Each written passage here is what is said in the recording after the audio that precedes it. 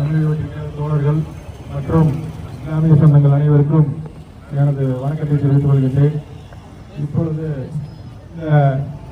ஒன்றிய அரசு கொண்டு வந்திருக்கும் இந்து வக்ஃப் திருத்த சட்டமானது இஸ்லாமியர்களுடைய இருக்கும் நிலத்தை அவர்கள் ஒரே ஒரு வக்ஃப் போர்டு என்று ஆரம்பித்து அனைத்து சொத்துக்களையும் அவர்கள் ஒரே இதில் கொண்டு வந்து அதை பத்திரப்பதிவு செய்து அவர்கள் ஒன்றிய அரசிற்கு தன் கட்டுப்பாட்டுக்குள் சொத்துக்களை கொண்டு வரலாம் என்று எண்ணுகிறார்கள். இந்த சட்ட திருத்தத்தை அனைத்து இந்தியாவில் இருக்கிற அனைத்து கட்சிகளும் இதற்கு ஒன்று சேர்ந்து இருக்கின்றன.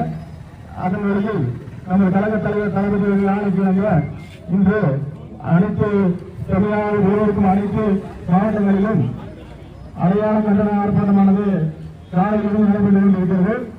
அதன் வழியில் நமது கழக தலைவர்களுடைய ஆணைக்கிழங்களும் நமது கழக பேச்சாளர் அண்ணன் கிருஷ்ணானந்த் அவர்களின் வழிகாட்டுதலின்படியும் நமது மாவட்ட தலைமை செயலாளர் அண்ணன் விஜயராஜ் அவர்களின் அறிவுறுத்தலின்படியும் இந்த போராட்டமானது இங்கு நடைபெற்றுக் கொண்டிருக்கிறது.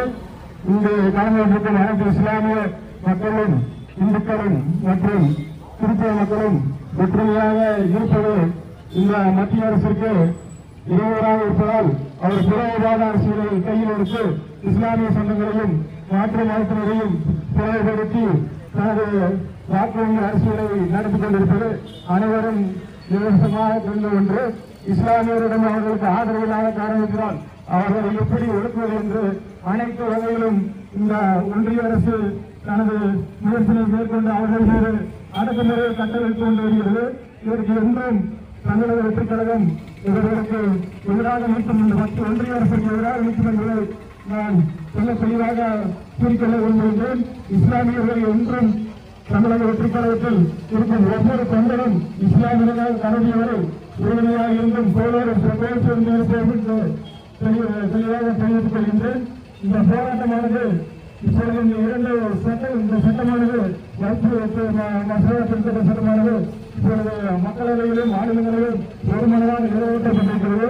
நிறைவேற்றப்பட்டாலும் மென்மேலும் சட்ட போராட்டம் நடத்தி இந்த போராட்டத்தினரால் இந்த சட்டமானது திரும்பப் பெற வேண்டும். அப்படி திரும்பப் பெறவில்லை என்றால் நீதிமன்றம் மூலம் உச்ச நீதிமன்றம் மூலம் தமிழக வெற்றிக் கழகத்தின் சார்பாக பல தலைவர்கள் சொன்ன மாதிரி வழக்கு தொடர்ந்து இந்த சட்டமானது திரும்ப பெற வைக்கப்படும் என்பதை ஆணித்தரமாக சொல்லிக்கொள்ள விரும்புகிறேன். இங்கு கலந்து கொண்டிருக்கும் அனைத்து தமிழக வெற்றிக் கழக சொந்தங்களுக்கும் எனது அன்பான நன்றிகளும் தெரிவித்துக் கொள்கிறேன். நன்றி, வணக்கம்.